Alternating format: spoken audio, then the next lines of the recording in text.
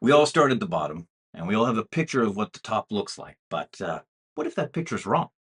Well, I'm Hector, and I've led complex teams across the public and private sector for years and taken on big challenges. And one of the things I've learned really consistently, and I've seen this over and over again, is that it's in me, it's in you, it's in all of us. It's this hunger to rise, to be in charge, to be the boss. But something I witnessed recently reminded me of some early coaching, and I thought this has gotten more true over time, and that is you need to know the difference between being a boss or a leader. The boss has the title, of course. They give orders, but they want to be seen. They want to be important. And look, I get it. Starting out, I had that pull. I'm sure you did too. Fortunately, though, I had people in my corner that got to me early and said, look, that's a dead end. Because eventually people get tired of being bossed around. They strain under the pressure. They lose sense of ownership, and then they just check out, or they even worse, they revolt. Leaders don't think that way, though.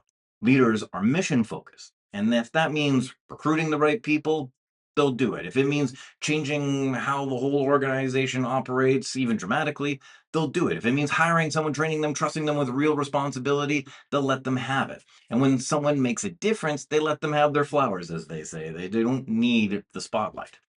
And here's the thing about being the boss, it's inwardly focused, and we're all vulnerable to that. The ego stroke, the authority, the feelings of importance.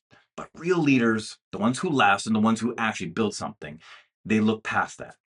They know their ego will be just fine as long as the mission gets done. And whether that's building a business or driving policy that actually helps people, it's all a mission. And history bears this out. The best leaders have often been reluctant ones.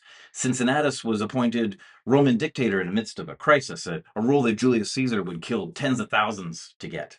And in the moment, the crisis ended, and he resigned and he went back to his farm, letting it all go.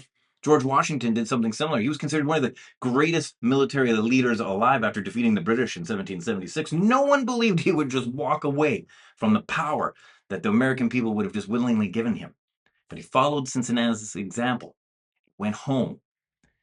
King George III, who Washington had defeated, said if he does that, he will be the greatest man alive. And that's the lesson here. We don't need people who want to be the boss.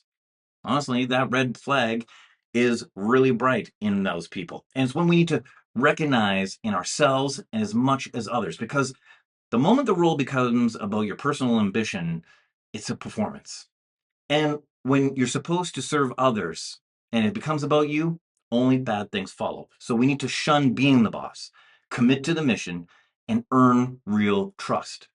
And you will find, as ironic as it sounds, that you will carry more real authority than the boss ever could.